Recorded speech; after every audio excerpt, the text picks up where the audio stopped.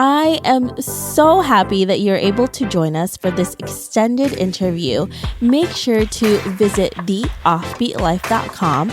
Again, that's theoffbeatlife.com to get more killer resources.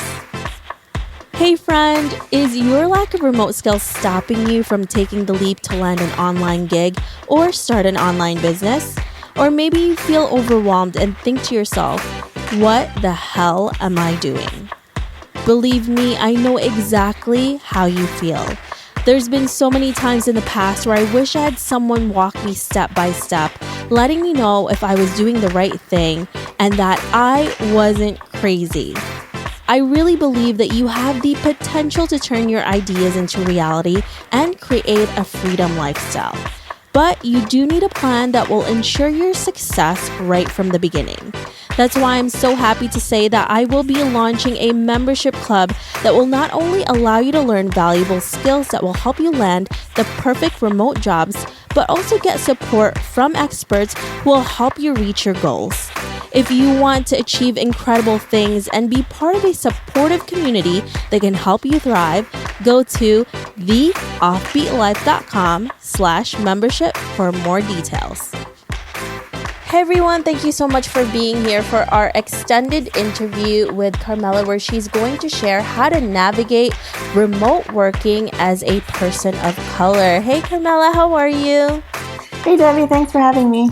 So before we get to all of your insights on this topic today, can you tell us a little bit more about you and why you live an offbeat life? Sure.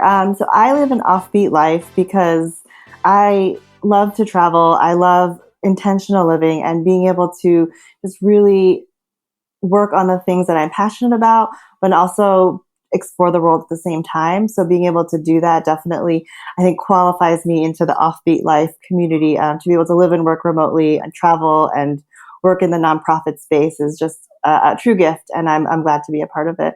Yeah, you have a really interesting story, and if you guys check out the full interview that we have with Carmela, she's going to tell you more about that, which I love. So Carmela, let's talk about this, right? So you're Filipino, I'm Filipino, and most of the time, the remote workers I see for Filipinos are like VAs and they're in the Philippines, but you don't normally see them traveling the world. And for the most part, we see that with a lot of like white Americans or Europeans that do this. I always step back when I see all of like, I don't want to blame white people for anything because it's like it's not their fault, but it's just I feel like a lot of times we have this thing where we're like, well, it's other people, it's not us. So in a lot of ways it's us. Okay. So but for you and for me, for other people who are people of color, who are Black, there's a surge happening now, and I think we're getting to the point where we're like, okay, why can't it be us too? And now we're seeing more and more people like us doing this as well. So how can somebody actually navigate through this when it's just like, you know, we talked about this, like you don't really see anyone in your family who have done this. You're not really encouraged, you know, as Filipinos, we're mostly encouraged to be nurses. So how do you do this? Yeah, it's something that I honestly haven't completely figured it out, but I feel like in the past 5+ years of remote work, there's so many layers to it. The first one is just the risk, to being able to take the risk and have the courage to do this kind of work and have this kind of lifestyle.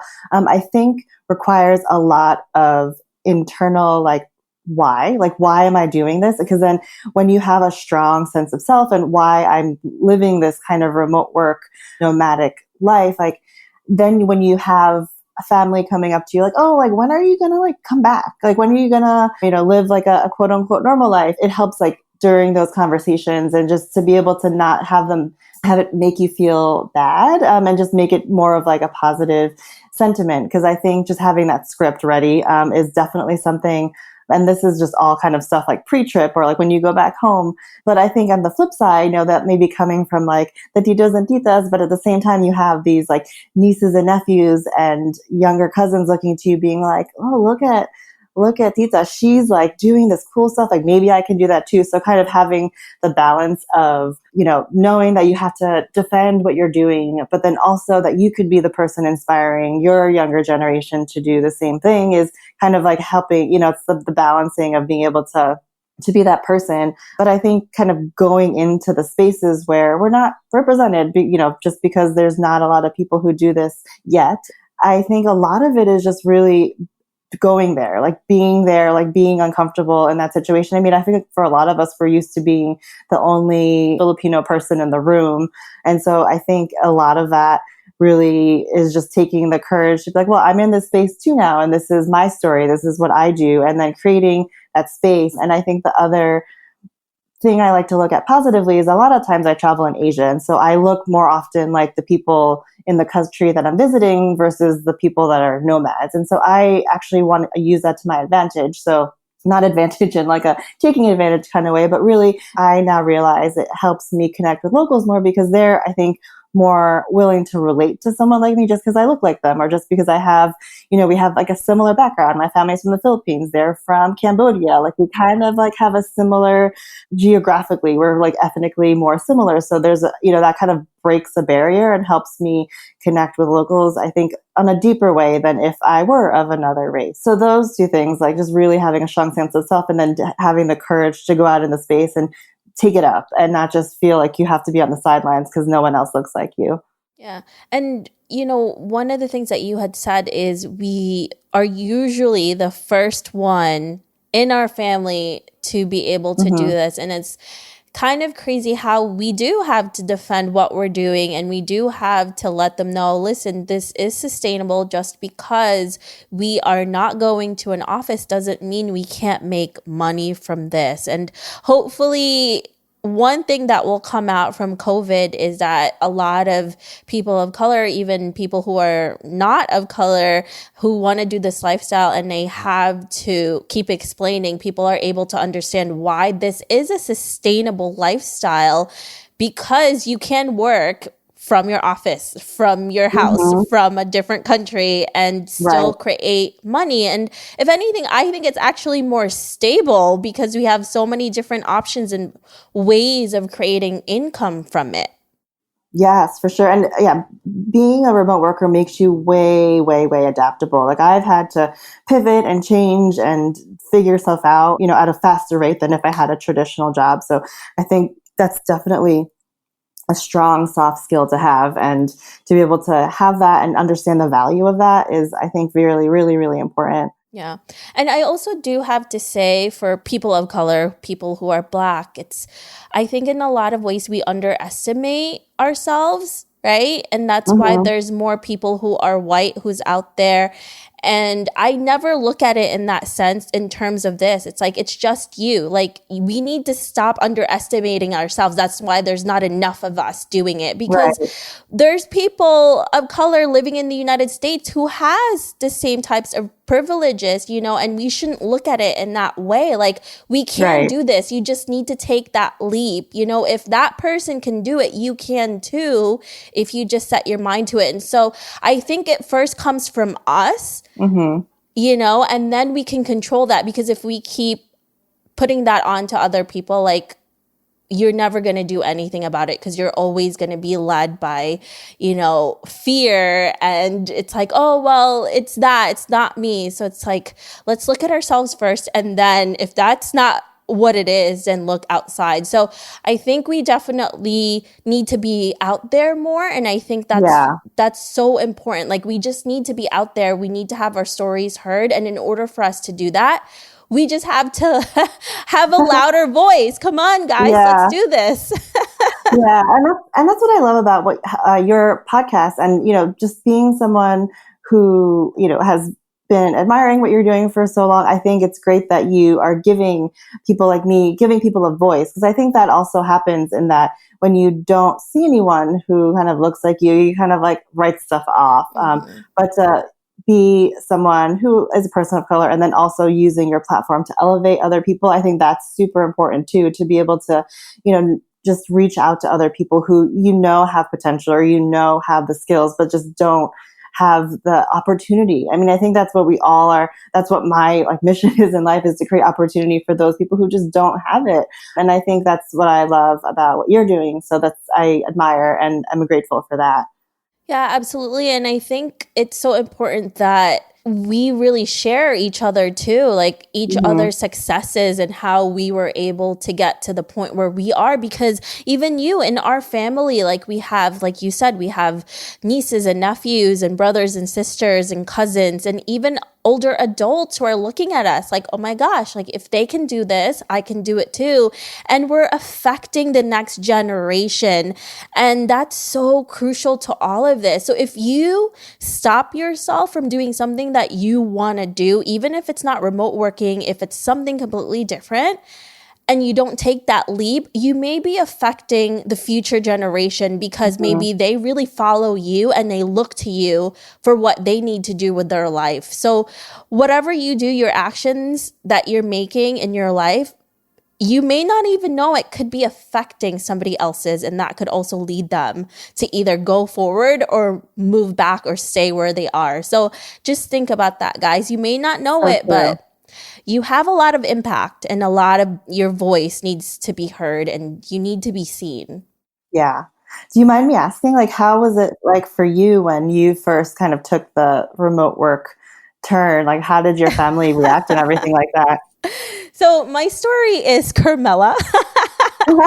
um, Sorry, I'm turning the tables a little I bit. know. Yeah, so I pretty much my whole entire life I did everything that like my parents told me I shouldn't do. Like they wanted Yeah. to be a nurse. They wanted me to be a nurse. I didn't want to be a nurse. I was more of like the artistic kid. And I Yeah. actually was thrown out of the house because I refused. I was like, I know I don't want to be a nurse. Like most of my cousins are nurses. Like that's not Yeah. just a path I want to be in. So I totally for like it was like 17 or 18 and I was like, no freaking way. Like that's not Yeah. me. Like I have huge respect for my family who are in the medical field, obviously. Like everyone sees like how important they are, but I knew it wasn't for me. And then throughout my whole like 20s, I did everything that was just out of the like I was a photojournalist. I was in, I was a photographer. I was an art teacher, like everything in the arts that you can think of. So I think at some point my family and my parents finally realized that they really couldn't tell me how to like stay in the path that they wanted me to be in. And Right. honestly, like I'm so lucky because they finally understood. And yeah, I mean, you'll still get, Filipinos, Asian families, Yeah. any immigrant Yeah. families, you'll still hear it here and there. But for the most part, they've accepted it. And now my cousins, because maybe from me, they started traveling. Like I was the first one in all of my cousins and my family who was traveling. And then my cousins now are travelers. One of my cousins is even a producer for NBC. So Whoa. yeah, so it's amazing. So this is why I'm saying to you, like, and for people who are listening to this, like your action, even if it's just one thing that's different from what your family's norm is, can impact so many people. So now I have a cousin who's a producer for NBC. I have two other cousins who are pastry chefs, another one who's going to be going to film school. So it really ripples through, guys. So don't underestimate yourself. For sure. And we laugh and we talk about the nurse stereotype, but it's so true. Like there's no like way around it. I kind of laugh whenever I hear a new person say like, yeah, nurse, be a doctor. My one, tita, like since I was young, cause I was good at school. Like that was just like, I could do school. She's like, you have to become a doctor. Like you have to be a doctor.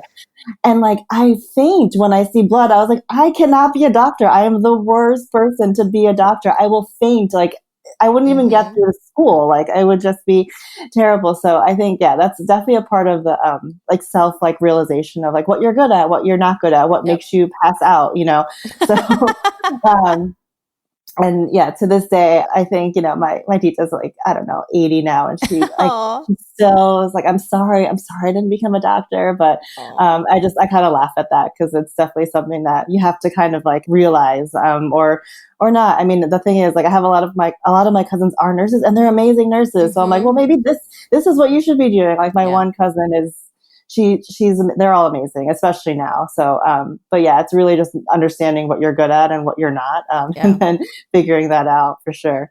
And not being afraid to say no. And that's the thing. Honestly, for me, I'm so glad that I didn't give in and just started doing what other people wanted me to do. And honestly, like, I probably would have been an okay nurse because I'm not afraid of blood, but like, I just knew it wasn't something for me. And it's so funny that you're saying that your tita, so tita means aunt for anyone who, so I'm so glad that your tita told you to be a doctor, because most of the time, so when I was like being led into nursing, I'm like, why not a doctor? Why are we always told to be a nurse? If I'm going to go through all that schooling, I would rather be a doctor anyways. I'm like, why are we see, even that, I'm like, why are we selling ourselves short? Like, why can't we go further? My parents hated that, of course. They're like, what? I actually never realized that. That's pretty awesome. She did it. I think it's mostly because and both I don't know if it's the town or my family grew up in, but like both my mom and dad's side, it was just the expectation that the eldest born was a doctor. And so I don't know if that's a thing anywhere else, but like for our families, like that was like, you're the eldest, you're the doctor.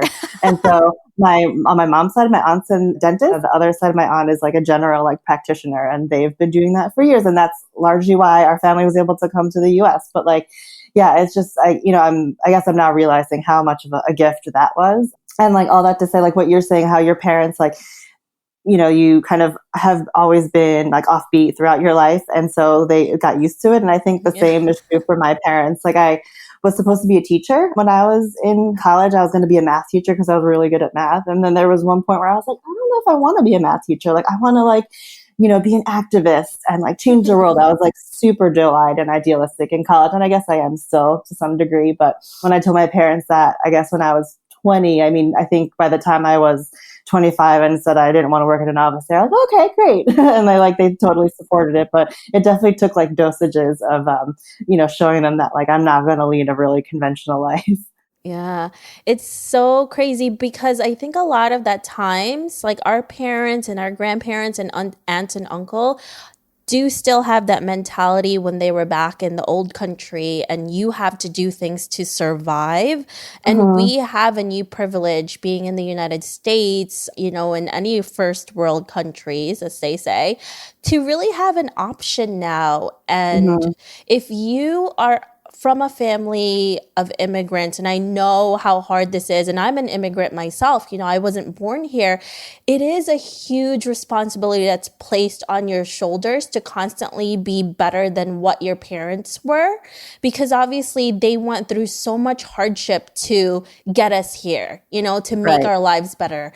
And I know how hard that is, and it's probably putting a lot of pressure on you, but also don't lose yourself in all of it. Because I told my parents this, I was like, you worked really hard for us to be here. I understand that, but you also want me to be like the best that I can be and not just be the best that I could have been in the Philippines. Now we need to take this up another level. Like, what else can I be? Like, how can I make my life better than just what the norm was? And I think once I explained that to them, not the first time, of course, I think they finally understood, and they're like, this is really why we did this, so you can have a better life. And if that means you live the life that you want to live, then that's what we set out to do, and we actually did it. So yeah, for sure. Yeah, so it's pretty interesting when you talk to families who are, immigrants and came from an immigrant family or immigrants themselves. It's a huge burden that's definitely placed on us for sure, because it's like you hear the stories your parents went through and you're like, oh my God. Right. I want to make them proud, like for sure. Yeah, no, I could not agree more. I think there's a lot of that. I mean, some of it's imposed, but then some of it's internal. Like you see like, what they had to do when they first got here, the struggles, the culture shock. And then you're like, man, I need to do this good. I need to really make them proud. And then, there comes the point you realize as long as you're kind of doing your best to live to your full potential, like that's the best you can do. And that's really going to make them proud. And, I think the thing that I'm trying to do to level up, I don't know if that's ever going to, or I don't know how that's going to happen, is kind of taking it full circle, like, people, are like kababayans in the Philippines, like are people who are from the Philippines and are still there. Like, how can we help them? Like, that's a question I think of all the time, because it's like one of my favorite places to go to. And, I know there's a lot of struggle and a lot of hardship, and I know this is like completely deviating, but, just how do we kind of continue to kind of bring positivity, bring potential to people who don't have the opportunities like we have? Because it is a privilege, like you said, and it's just a question I think about all the time, and, we'll hopefully figure out one day. Yeah.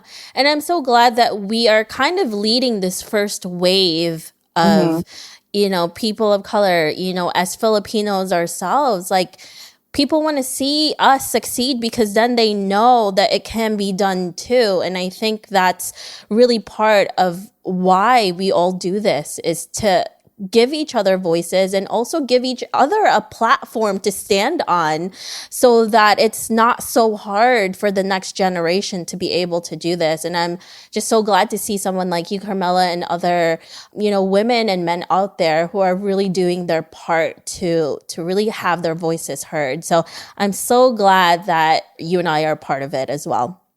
Yeah, I kind of laugh to myself because I don't know if you experience this, but when, you're growing up and your parents see someone who's Filipino somewhere else, like where there's not a lot of Filipinos, they always are like, oh, they're Filipino, we need to talk to them and like, see what they're all about. Like, oh, that's so cool that, they're here too. And, I feel like it happens if you're in a restaurant or if you're in an office setting, like you see one other Filipino, you like my parents automatically would want to make that connection.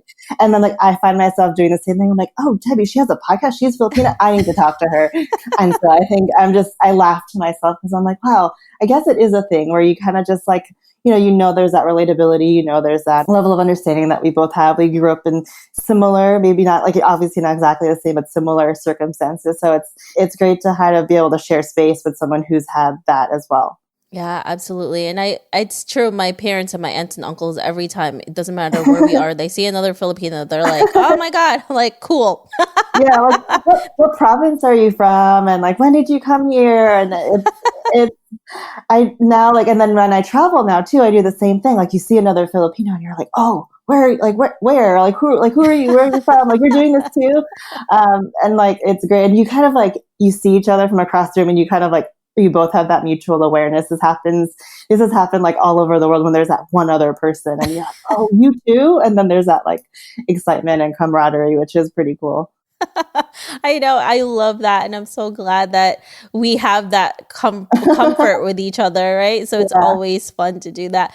Well, thank you so much, Carmela, for speaking with us today and telling us about your experiences. If our listeners want to know more about you, where can they find you?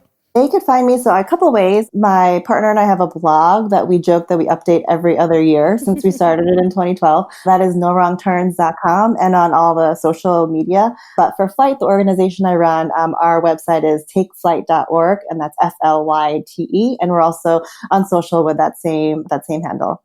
Perfect. Thank you so much, Carmela, for being here with us. We really appreciate it. Thanks, Debbie. So glad to be here. I hope you enjoyed this extended interview with Carmela. Make sure to visit theoffbeatlife.com. Again, that's theoffbeatlife.com to get the full interview where she shares how she has been able to empower youth through travel.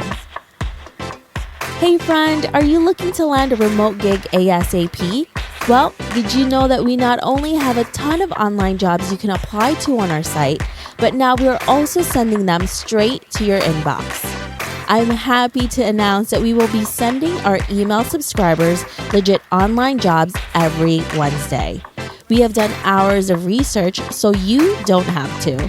If you want to be the first one to hear about the remote gigs we find, go to theoffbeatlife.com to subscribe. Thanks for joining me on this extended interview. Don't forget to subscribe and leave a review on iTunes. We can also chat some more on Facebook at The OB Life. I'll talk to you soon.